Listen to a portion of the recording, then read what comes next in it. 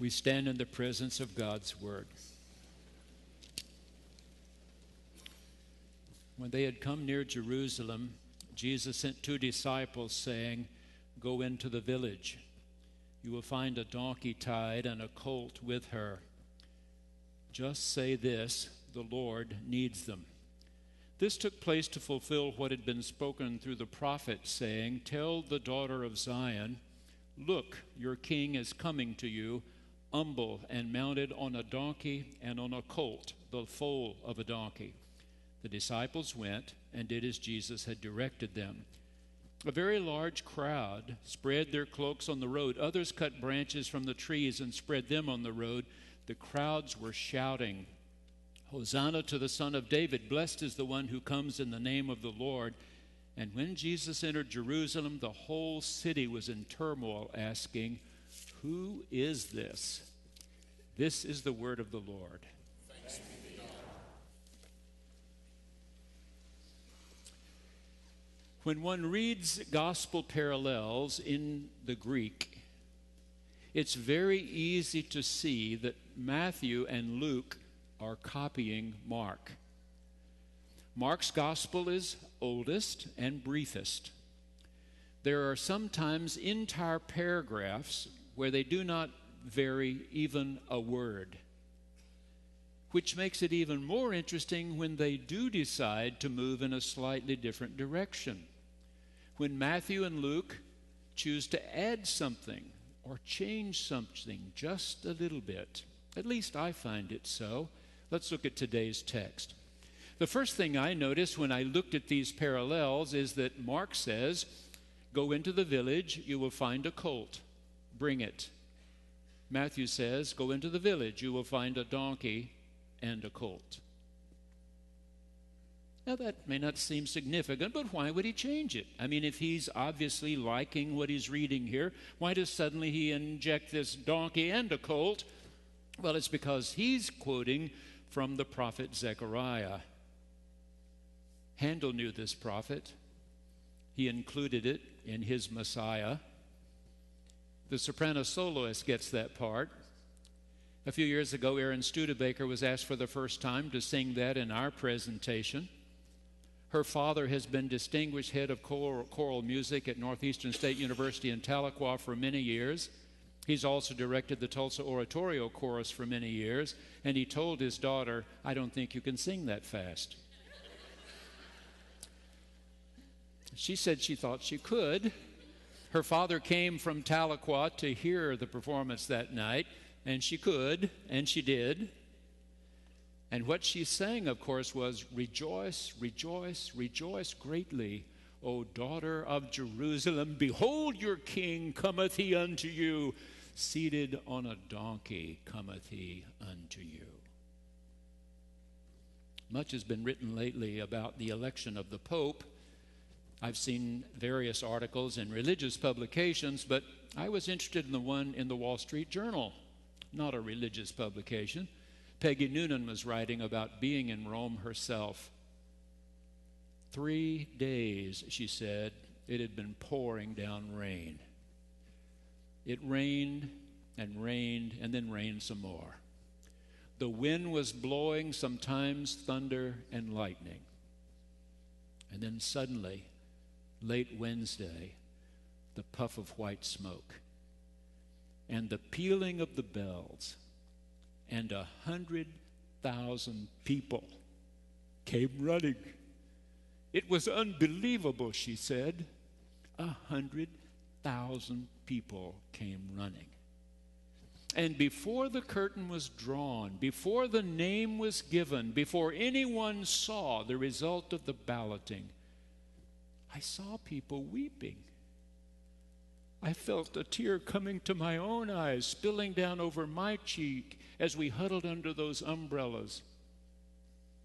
You see, I think what 100,000 of us were saying is, we need God in our lives. We need Him. Whatever your name, whoever you are, if you can come from behind that curtain and lead us closer to Him, we will be ready for you to do that. We need God in our lives. Palm Sunday, rejoice, rejoice, rejoice greatly. Behold, your King cometh unto you. Number 2, that part about being lowly and humble and seated on a donkey. Dr. Tankersley alluded to this wonderfully well in his prayer, that from one direction that same day was coming Pontius Pilate. They had already seen great men of war before. In the year 332 before the Common Era, Alexander the Great rode into the city of Jerusalem on a great war horse. There are lots of words written about his triumphant entry into Jerusalem on a war horse. And Jesus comes from the east, riding on a burro, his toes almost dragging the ground. Anything significant there? Ernest Shurtleff was born in Boston, Massachusetts, 1862. That was a year after the great Civil War began in our country. Of course, he was far too young to be involved in that war, but as he became an elementary student, he was aware of other children in school with him who had lost a father in that war, others who had lost grandfathers in that war. When he got out of high school, he decided that he was being called to be a minister. When he was graduated from college, he felt he needed more education, and he went to Andover Seminary in Massachusetts. It was the first mainline seminary in the United States to ask ministers to go to college 7 years. Harvard, Princeton, Yale, all founded to educate clergy, but all of them had a 4-year program. 4-year program, then a degree, then you apprentice under some very well-known pastor. Andover Seminary decided it isn't enough. 4 years, not enough. You need 7. And seminaries all over America went to that plan 150 years ago. A long, long time ago, we started sending and requiring that clergy in our mainline denominations go to college a minimum of 7 years. He became a distinguished pastor. He served a great church in Minneapolis, a great church in Los Angeles, then decided to go to Europe and founded a great church in Frankfurt on the Main River in Germany. And from there went on to pastor a church in Paris where he died. But you will remember what he did one time. He wrote a hymn called Lead On, O King Eternal. And it includes these words, Lead on, O King Eternal, not with swords loud clashing, nor roll of stirring drums, but with deeds of love and mercy, the heavenly kingdom comes. Number 3. Mark says Jesus told the disciples. Matthew says he commanded them. Changes the word. When St. Jerome would translate the scriptures into Latin, he used that word right here, mandatus. Jesus would command the disciples on Thursday night after he had washed their feet, love each other as I've loved you. Even on Sunday, he commands them, and they do what they're told to do. The first time Gail and our 2 sons went to Europe, we bought a package deal with old TWA Airlines, 7 countries in 14 days. You don't see a great deal, but you decide right away whether you like it or not, and we loved it. The first time we were in Florence, we were there just maybe 3 hours or so, as I recall. They rush you into the main piazza, and you see Ghiberti's doors, called the Gates of Paradise, on the baptistry there. They rush you into the Uffizi Palace, and you see Michelangelo's David Boy. But Gail and I have been back twice since by train, where we could stay pretty much as long as we wanted to. We've seen hundreds of the treasures in the Uffizi Palace. We've been in the beautiful Basilica of Santa Croce, the Holy Cross. There are frescoes on the walls inside Santa Croce, painted in the late 1300s by Agnolo Gaddi. Gradually, over 600 years, they had been dimmed by smoke from candles. 5 years now, some of the best art restorers in all of Italy have been working on those frescoes, and now they've been released for viewing again. Agnolo Gaddi decided to concentrate his frescoes on the tree of the knowledge of good and evil. There it is in the Garden of Eden story, when first Homo sapiens decided to trust a talking snake and not the God who had created the universe. And having trusted the snake, they picked the fruit and ate. Now, Gaddi imagined that the tree of the knowledge of good and evil might be something like trees he knew in Italy, who dropped seeds, acorns of one kind or another, and new little trees sprout. And so his frescoes take you to significant moments down through the centuries where he imagines that tree's offshoots becoming something important, until finally one of the offshoots of that tree becomes the cross of Jesus. Santa Croce, the Holy Cross.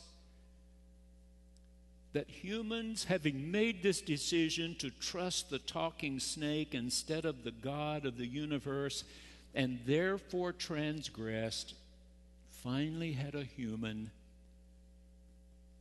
one in whom God was present, who didn't trust talking snakes, who trusted the God of the universe and did as he was told, and commanded that those who would follow him do the same. Number 4, Mark says, the people spread their cloaks. No, Matthew says, it wasn't just people, crowds. There were crowds. Finally, he says, great crowds, taking off their outer garments and spreading them in front of the burro and Jesus, and others cutting branches from the trees and strewing them in front of him. And when Jesus entered the city, it was Eisistha, he writes. Eisistha, from which we get the word seismos, seismography. It's a word used along that fault line of the Jordan River Valley for earthquakes. When Jesus rode into the city, it started shaking. They were in great turmoil, your translator says, in turmoil, and everybody asking, who is this? I read an article recently about Nell Harper Lee. In a few weeks, she'll be 87 years old. She lives in an assisted living center now. She's wheelchair bound. She's almost completely blind and deaf. But one time she wrote a novel, just one. It sold 30 million copies. She was born in Monroeville, Alabama. Her daddy was a small-town lawyer. She was a tomboy who liked to play outside. She had a little playmate when she was growing up. His name was Truman Capote. Her father one time was attorney for a father and son, a black father and a black son who had been accused of killing a white man. She must have heard stories around the supper table at night from her father. He gave the case everything he had. His life was threatened. People threatened to burn their house down. The 2 black men were found guilty and hanged. When she became a woman, she was graduated from the University of Alabama, did additional studies at Oxford University, and then went to New York City to see if she could write a book. And she called it To Kill a Mockingbird. To Kill a Mockingbird, about a small-town lawyer named Atticus Finch, who had a tomboy daughter she called Scout, who played with a kid named Dill in her book. A father who defends a black man against the charge of raping a white woman, who proves conclusively that the man could not have committed the crime. The jury finds him guilty anyway. The courtroom is packed as the verdict is read. Downstairs, all white people, a little balcony, all black, except for the lawyer's daughter, Scout. She's sitting with the black people in the balcony. When the verdict is announced, the white people all stand and cheer and start hugging each other, and they rush out of the courtroom. Atticus Finch, played in the movie by Gregory Peck, gathers up his papers, stuffs them into a briefcase, and starts walking out. Little Scout up in the balcony was sitting by the black preacher, and he caught her by the arm and lifted her and said, "Stand up, child. Your father is passing by."